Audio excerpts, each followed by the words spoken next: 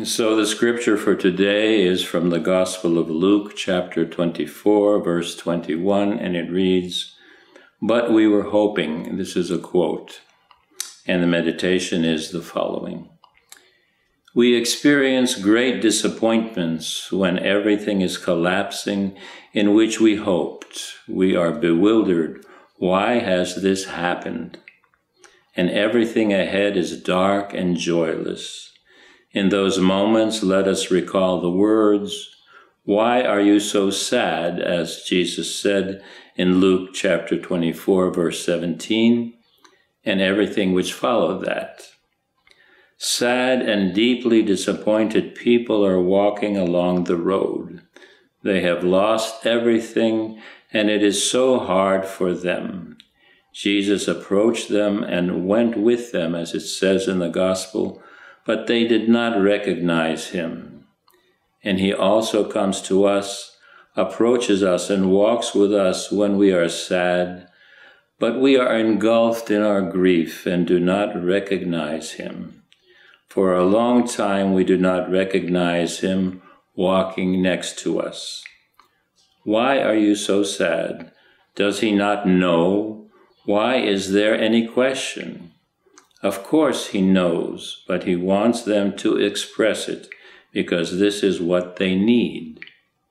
They begin to pour out their grief, which is their great disappointment, and they say, 'But we were hoping,' and still they do not recognize him.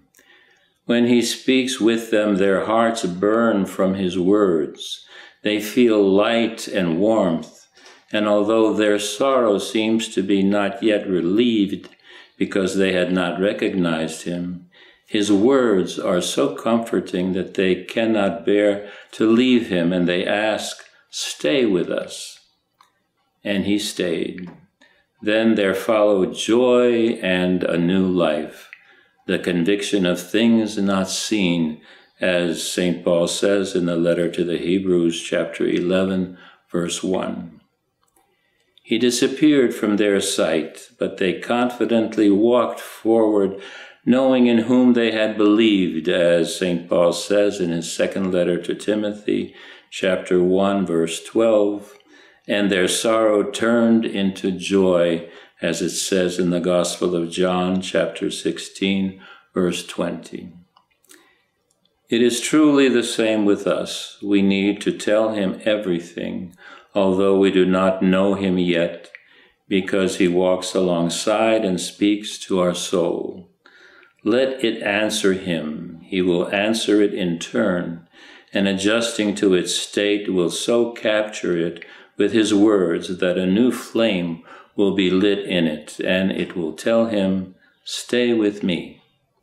And he will stay and so open himself to it that it will recognize him, love him, rejoice in him, trust in him, and in this trust it will find peace."